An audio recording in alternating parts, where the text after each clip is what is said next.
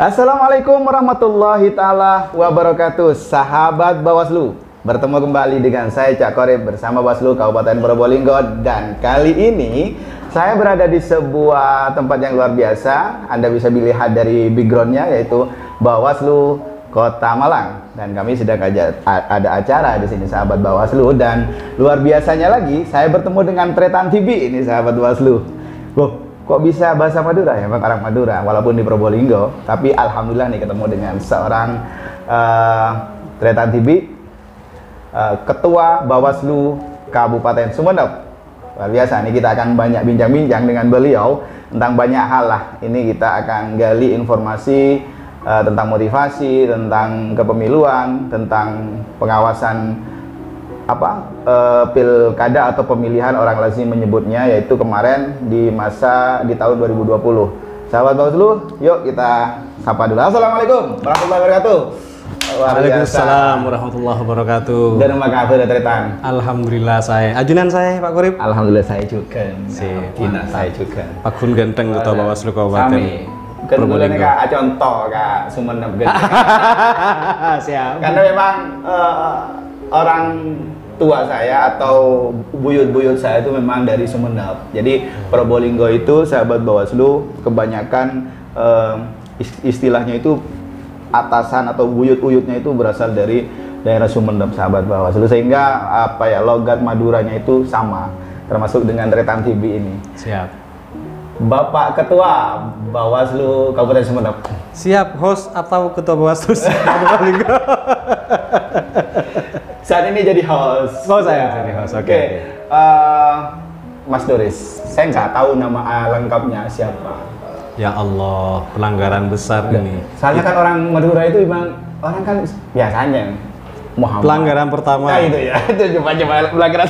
Pelanggaran pertama, kita sudah 3 tahun di tempat yang sama. Iya. Pelanggaran kedua, kita sama-sama ketua, Pak. Gitu ya, iya. Pelanggaran ketiga, kita satu divisi, Pak. Astagfirullah, Ya Allah. kok belum tahu nama lengkapnya gitu ya. Ampun.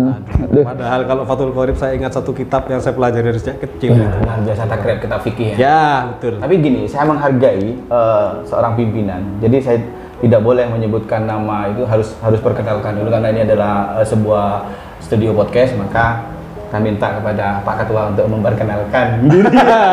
Begitu. Gitu dong. Itu ilmu keles yang bagus. Aduh. Silakan Pak Ketua. Assalamualaikum warahmatullahi wabarakatuh. Perkenalkan, nama saya Anwar Nuris. Lebih sering dan lebih akrab disapa Nuris. Kebetulan saya diberi amanah menjadi anggota Bawaslu Kabupaten Sumeneb sekaligus Ketua Kabupaten Sumeneb. Tempat tanggal lahir Sumeneb, titik. Nah, iya, yang itu pasti sudah memenuhi syarat untuk menjadi anggota dari Bawaslu. Jelas masih muda sahabat Bawaslu. Dan sekarang dalam rangka apa hadir ke Kota Malang? Hari ini saya dengan Pak Qorib sebetulnya ada 7 orang karena yang saya host. Tanya dulu. Begitu ya. Saya. Ada 7 orang yang diundang oleh pimpinan untuk persiapan sesi diskusi, 7 diskusi yang diselenggarakan oleh Divisi Penanganan Pelanggaran Bawaslu Provinsi Jawa Timur. Nah, ini kan yang menarik ya. Betul. Acara kita ini itu ada sesi diskusi mingguan sebanyak 7 sesi.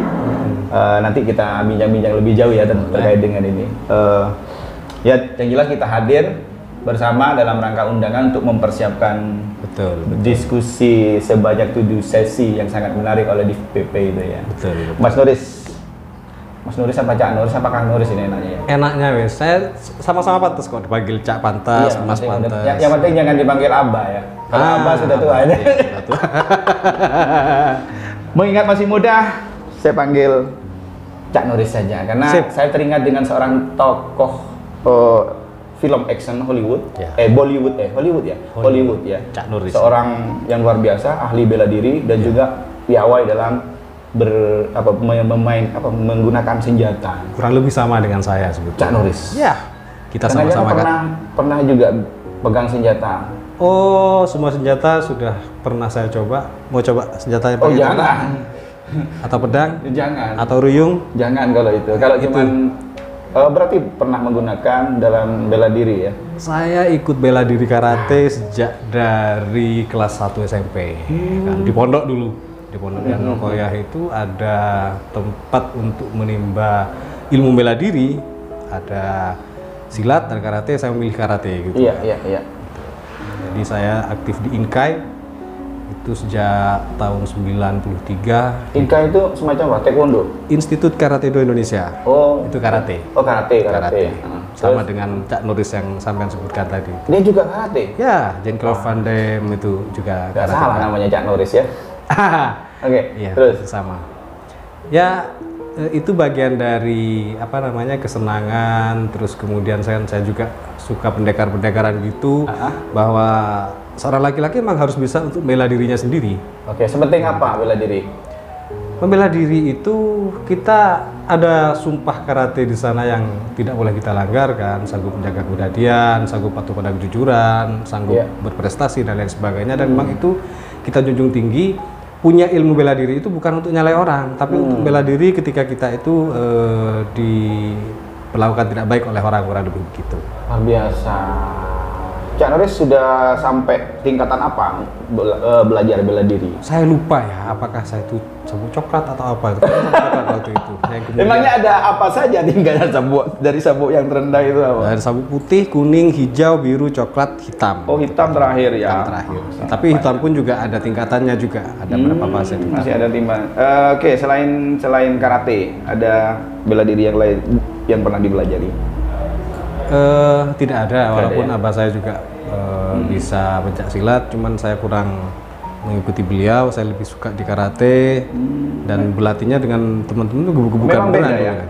Pencak silat dengan karate itu beda?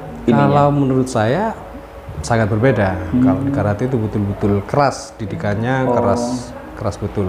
Dalam latihan pun juga harus betul-betul punya stamina yang bagus. Ternyata, wah luar biasa Cak Nuris, dari tampangnya yang lemah lembut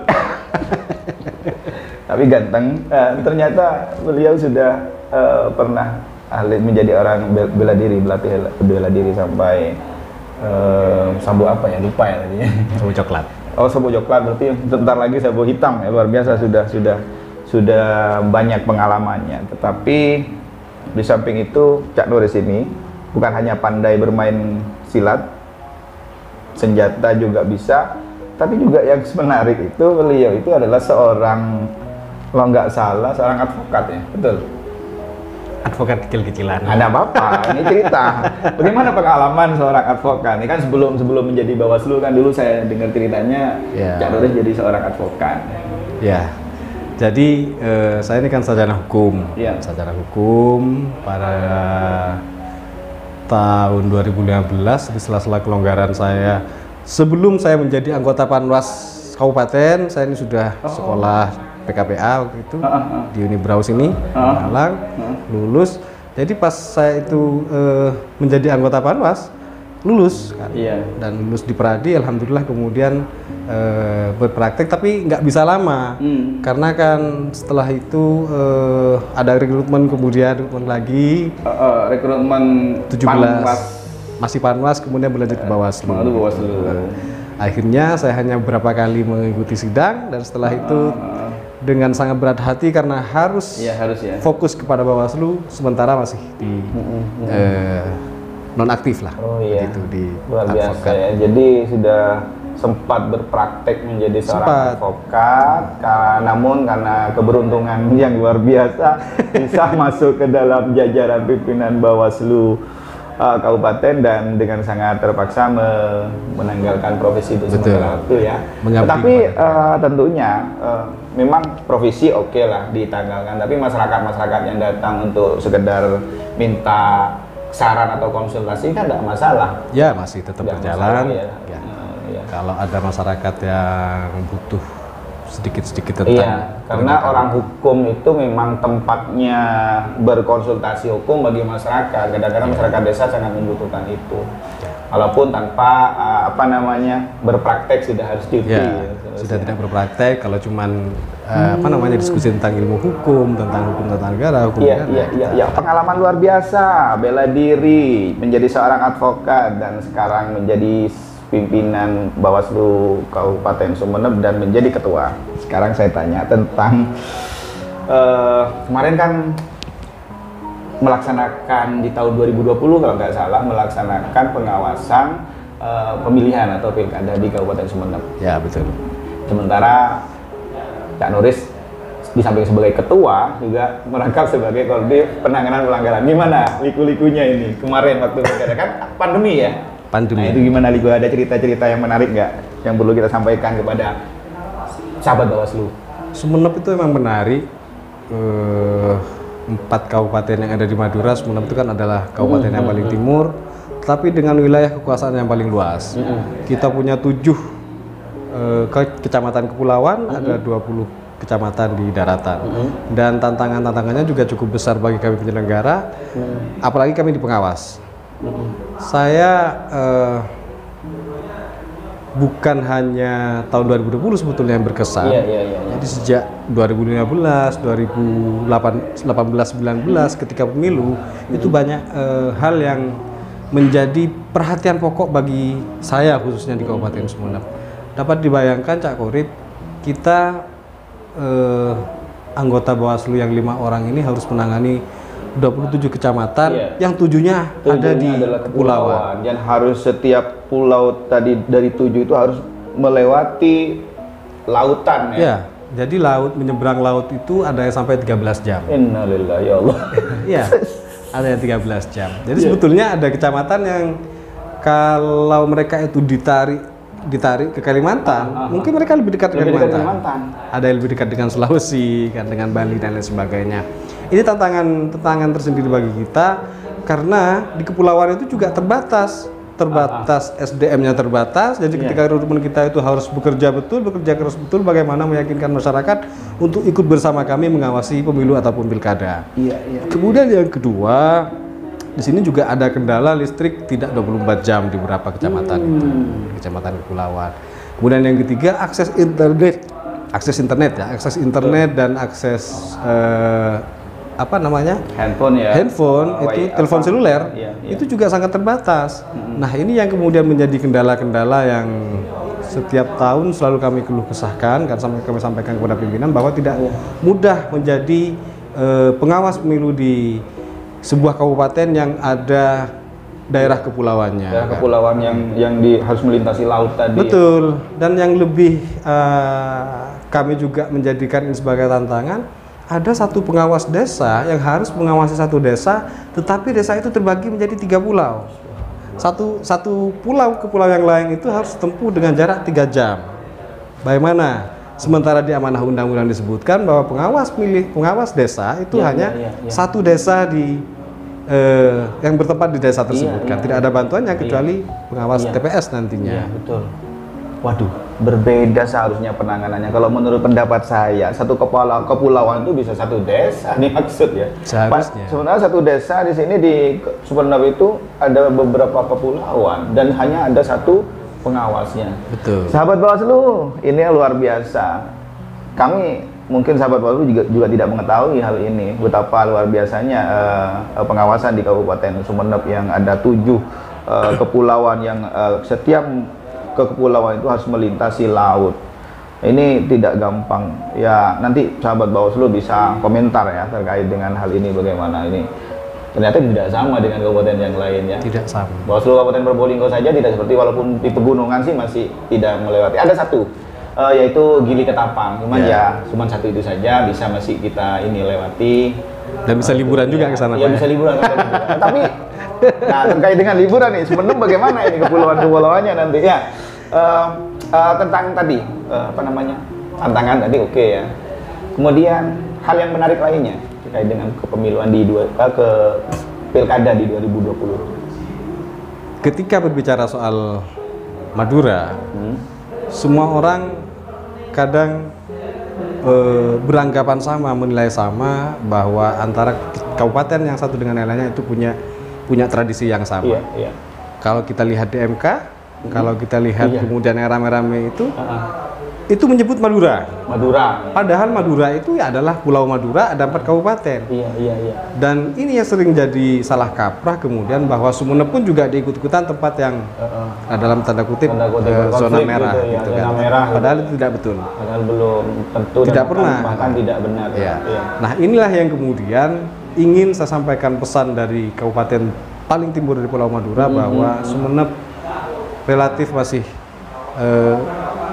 lebih baik lah, dan tidak ada kontroversi di kita, penanganan pelanggarannya bagus, pelaksanaan dan penyelenggaraan pilihan atau pemilu itu kita lakukan dengan sebaik-baiknya berdasarkan amanah undang-undang dan sumpah jabatan yang sudah diterapkan kepada kita. Dan ini bisa kita buktikan bahwa ketika pemilu kemarin, ketika pilkada kemarin nyaris tidak ada masalah. Kalaupun toh ada, kita selesaikan dengan baik kan, kemudian tidak ada riak-riak pemberontakan yang kemudian ada unsur-unsur anarkis, kekacauan dan sebagainya. Alhamdulillah kita bisa membuktikan kepada bangsa Indonesia, kepada masyarakat bahwa kita bisa untuk melakukan pemilu yang demokratis, baik dan bermartabat. Bahwa kita orang Madura ya. Tapi ketika kita punya tata cara dan sopan santun yang baik dan kita bisa bekerja sama dengan semua pihak. Jadi berbicara soal pemilu, berbicara soal pilkada, prestasi yang didapat oleh sebuah kabupaten ataupun kota itu tidak bisa diakui oleh satu orang. Betul. Tidak bisa diakui kita sebagai Bawaslu, tidak hanya bisa diakui pihak keamanan ataupun KPU, masyarakat dan sebagainya. Tetapi kesuksesan sebuah gawe pemilihan itu adalah sukses yang bisa dibangun bersama-sama, dilakukan bersama-sama. Ya, suksesnya harus dilakukan bersama-sama, tidak hanya dilakukan oleh penyelenggara, pemilih, pemerintah, tetapi bersama-sama. Itu kata Ketua Bawaslu Kabupaten Sumeneb, Cak Doris ini. Siap, Cak Doris. Cak Doris, di tengah suka duka melaksanakan pengawasan pemilu dan pilkada atau pemilihan di negeri kepulauan yang indah itu sebenarnya kalau menurut saya, soalnya saya belum pernah ke sana. Namun walaupun ada tantangan, tetapi tetap bisa dilaksanakan dengan aman, tentram, damai, tadi tanpa ada ria-ria gejolak di situ. Di balik ini saya ingin tanya tentang keindahan Sumeneb yang tadi tentunya ada tantangan karena kepulauan. Di balik tantangan ada kepulauan itu, pasti kepulauan itu menyimpan sejuta hasanah keindahan. Salah satu contohnya, Mas. Kalau orang pergi ke Sumeneb, berlibur ke Sumeneb, berkunjung ke Sumeneb, kemudian menyeberang pulau, saya jamin 1.000.000% mereka itu akan kerasan nanti ingin balik lagi. Ya? Betul. Ada satu pulau yang namanya Gili Labak. Gili Labak. Labak. Gili Labak. Ya. Oke. Gili Labak itu tempatnya sekitar kita harus menyeberang sekitar 2 jam dari Kalianget. Itu tempat yang menurut saya sangat indah, luar biasa. Pemandangan lautnya juga lumayan bagus. Beberapa pimpinan kita sudah pernah sampai ke sana. Iya. Caranya Cak Urip nggak ikut kan? Iya, karena waktu itu saya langsung pulang. Iya. Tidak ikut langsung ke sana. Dan airnya luar biasa jernih. Ombaknya bersahabat kan, dan pulaunya juga tidak terlalu besar kan. Ini yang sedang digalakkan oleh pemerintah Kabupaten Sumeneb. Wah, saya ini seperti bupati ya kalau begitu. Barangkali karena setiap ungkapan itu adalah doa yang begitu ya. Semoga tercapai. Amin. Jadi kalau berbicara soal pantai, ada pantai yang mungkin satu-satunya di Indonesia itu yang dikelilingi oleh pohon cemara udang, namanya Pantai Lombok. Ini pantainya bagus, tapi sekarang ada berapa tambak di sana mungkin sudah tidak seperti yang dulu lagi. Ada Pantai Salopeng. Oh iya, ada satu pantai itu yang kadar oksigennya itu terbaik nomor 2 sedunia. Nah, itu saya pernah dengar itu. Di mana itu? Itu namanya Gili Iyang. Kenapa kok Gili Iyang? Nah, saya tidak tahu namanya. Oh gitu, tapi ada hubungannya dengan apa namanya tadi? Gili Labak. Enggak, yang oksigennya terbaik nomor 2 sedunia itu enggak ya? Iya. Oke. Jadi itu punya oksigen terbaik sedunia nomor 2 ya. Dan rata-rata penduduk di situ itu berusia di atas 80-90 tahun. Wow. Iya. Jadi banyak orang yang penasaran ke sana kan. Sebetulnya saya juga ingin mengajak sih Pak Kurip ke sana, saya antarkan ke sana biar bisa menikmati. Ya. Oh, asik juga sih sebenarnya. Tapi asalkan jangan diajak tengah laut lalu dicemplungkan, jangan ya. Oh enggak Pak. Oh iya. Kita tidak punya akal kayak gitu, Pak. Luar Paling ya biasa. dicorekin aja. Enggak, biar bisa berenang gitu kan. Iya, Saya suka berenang. belajar. Luar biasa ya. Berarti mungkin ada kaitannya oksigen terbaik nomor 2 di dunia dengan usia yang rata-rata panjang itu. Mungkin seperti ini ya, bersih banget ya. Ya, sepertinya emang begitu. Tapi saya tidak tahu hasil penelitian yang terakhir bagaimana. Tapi kalau kita berjalan dan bertempat tinggal di Giliayang itu, memang banyak sekali penduduk yang memang sudah berusia lanjut dan itu sehat. Kalau hanya berusia lanjut dan tidak sehat buat apa? Ini sehat-sehat semua. Dan ini yang menurut saya cukup luar biasa. Jadi Pak Qorib kalau ingin berumur panjang, sehat, memang harus tinggal di sana paling tidak satu tahun lah. 1 tahun berarti harus menikah lagi. Ampun, saya tidak merekomendasikan. Ya, karena saya masih suami yang setia. Ya. Apa itu? Setiap tikungan ada. Oh enggak asli setia ya, sahabat Bawaslu. Dan tadi Cak Nuris ingin tanya juga, masih mau tanya ke saya Cak Nuris? Iya, ini kan podcast ini kan sudah tempatnya di Malang kan? Iya Jagan. Yang diajak podcastan ini orang Sumeneb, hostnya dari Probolinggo. Maka harus bersepakat, saya juga akan menanya Cak Qorib gitu kan. Iya. Cak Qorib itu punya bakat sebagai pengawas, sebagai penyelenggara pemilu itu merasa punya bakat atau hanya keuntungan semata Cak Qorib? Jadi sebenarnya gini, Cak Nuris, sama seperti Cak Nuris lah. Saya sebenarnya berangkat dari orang biasa yang juga pengajar juga, kemudian latar belakang hukum juga. Saya awalnya bergabung di LSM, Cak Nuris. Oh, LSM. Iya, jadi waktu masih mahasiswa, saya sudah bergabung di LSM, Lembaga Swadaya Masyarakat, cuman di lembaga bawah naungan NU.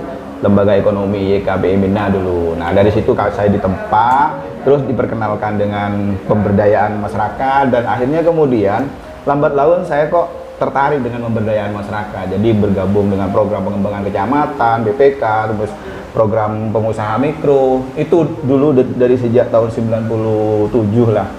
Sejak mahasiswa. Nah kemudian ke belakang ini sebentar saya potong dulu. Ya panjang. Itu pengembangan masyarakat yang bersifat keuangan itu ya, PPK. Iya, pemberdayaan kepada masyarakat. Ya. Kemudian outputnya masyarakat bisa setelah kita latih, maka masyarakat bisa dihubungkan ke lembaga keuangan sehingga mereka dapat bantuan dana Cak Nuris gitu. Betul. Nah, saya lanjut ya, biar ini ya, biar nyambung. Ya. Jadi ternyata saya kemudian di tahun 99 saya dipercaya menjadi pengawas juga. Pada 99? Iya, 99. Pada itu jadi mahasiswa saya. Oh, sudah Iya, mahasiswa. mahasiswa sudah jadi pengawas kecamatan, kemudian pada tahun terus jadi pengawas kecamatan. Cak Qorib itu tidak salah tahun ya, 99 sudah. Iya, memang saya sudah mahasiswa. 99, betul, karena Allah. waktu itu Karena saya tidak percaya melihat wajahnya seperti angkatan 2009, Cak. Ampun. Jadi saya mahasiswa S1-nya itu mulai sebenarnya tahun 97 lulus 2001 S1. Kemudian setelah itu ya melalang buana di dunia pendidikan dan seterusnya, pemberdayaan dan seterusnya. Saya sebenarnya memang lebih old dari Cak Nuris. Iya. Kalau Cak Nuris masih milenial kayaknya, 80-an gitu ya. Dan 80 ya. Tapi Cak Qorib kalau kelihatan dari wajah itu saya kira masih 35, Cak. Ternyata 40 berapa Iya, sekian. karena saya pernah jadi dosen dan berkumpul dengan mahasiswa dan mahasiswi. Selalu muda ya. Saya juga sudah agak old juga, tapi ya karena tuntutan profesi Iya, kan. betul. Jadi kelihatan tampak berwibawa kan, apalagi Iya. menjadi advokat ya. Jadi pengalaman saya sudah sejak tahun 99 menjadi pengawas sampai terus pengawas, terus menjadi PPS pelaksana juga, dan akhir di 2012 sampai 14 saya menjadi Panwascam juga sama seperti Cak Nuris. Kemudian sekarang di Bawaslu ini. Jadi samalah. jadi memang jalannya menjadi pengawas, Pak. Betul, Ya? kayaknya seperti itu. Dan basicnya dari lembaga swadaya masyarakat yang punya latar belakang positif tentunya, ingin bela betul, masyarakat dan betul, bekerja untuk masyarakat. Dan kebetulan negara memfasilitasi sebagai pengawas di TPS ya 99 Iya, betul, sama, Cak. Kita juga Iya. seperti itu waktu itu, tapi masih sebagai pengawas TPS waktu itu. Saya juga pernah jadi ini pemantau independen. Iya, saya juga Betul, pemantau, betul. Pak. Jadi ya memang sudah latar belakang dari pengawas sejak dulu ya kita enjoy saja menyikapinya, enjoy sehingga saya bisa belajar hal yang lain juga termasuk sekarang ini. Betul. Jadi menjadi apa ya? Ya sekarang lah menjadi. Ya, ada yang mengatakan bahwa pengawas itu tidak ada kerjaannya. Betul nggak, Cak Korim?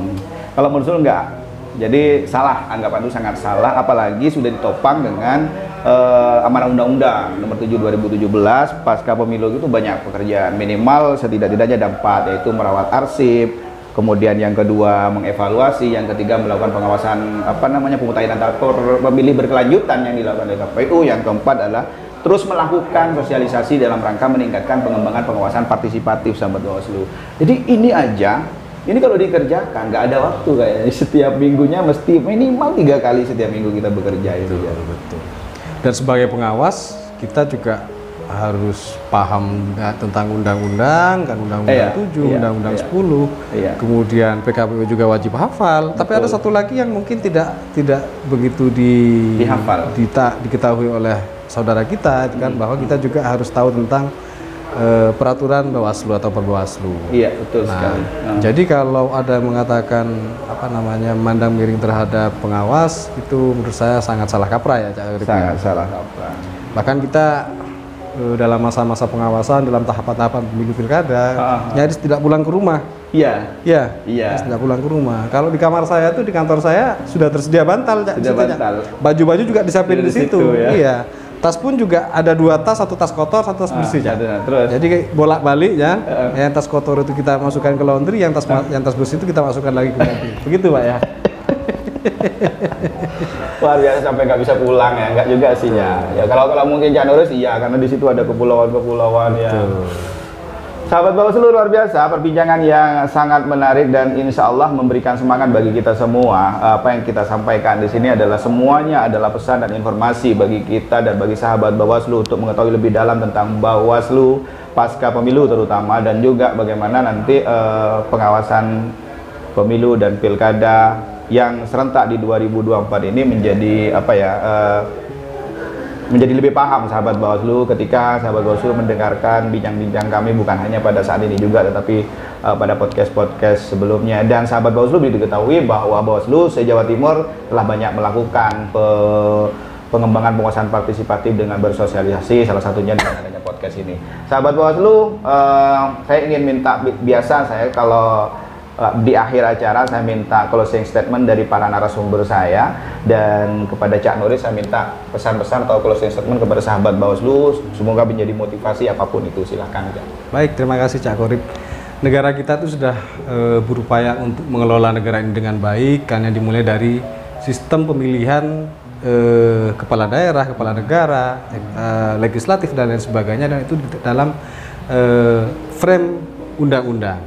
Dan tentu ini dibuat sebagai upaya bagaimana negara Republik Indonesia ini menjadi negara yang kuat, negara yang demokratis, dan semua masyarakat, seluruh rakyat Indonesia bisa menikmati itu. Nah, kita sebagai penyelenggara tentu menginginkan martabat dan kualitas dari pemilu itu, dari pemilu-pemilu harus semakin baik. Kita manusia biasa, penyelenggara yang lain pun juga manusia biasa, tentu butuh untuk mendapatkan masukan dari masyarakat. Nah, Bawaslu sangat terbuka soal masukan-masukan dari masyarakat, kritik dan lain sebagainya. Yang kritik-kritik itu memang kita butuhkan, Cak Korib. Artinya apa? Kita mengajak kepada seluruh masyarakat untuk berpartisipasi secara aktif mengawal demokrasi ini. Bawaslu menginginkan apa yang ada di masyarakat, apa yang terjadi di masyarakat itu tersampaikan kepada kita. Barangkali itu terlewati dari pengawasan kita, barangkali itu terlewati dari pengawas kita. Maka disitulah peran masyarakat menyampaikan kepada kita, yang tujuannya adalah bukan untuk mencari kesalahan pihak per pihak, orang per orang, tapi untuk memberikan persembahan yang terbaik kepada bangsa negara ini. Artinya masyarakat harus melek demokrasi, harus melek pemilihan, melek pengawasan, yang muaranya nantinya adalah seluruh proses pemilihan ataupun pemilu itu pemilu yang berintegritas, berkualitas, dan ini diterima oleh masyarakat semuanya. Itu harapan saya. Luar biasa harapan dari Cak Nuris sebagai Ketua Bawaslu Kabupaten Sumeneb dan merupakan representasi dari Bawaslu se-Jawa Timur bahwa kita harus sama-sama melek hukum, kita sama-sama harus bersama-sama menjaga integritas pelaksanaan pemilu dan pemilihan. Oleh karena itu, peran masyarakat itu sangat penting untuk bersama-sama Bawaslu tentunya mengawasi pelaksanaan pemilu dan pemilihan. Sahabat Bawaslu, itu perbincangan saya dengan Cak Noris yang luar biasa.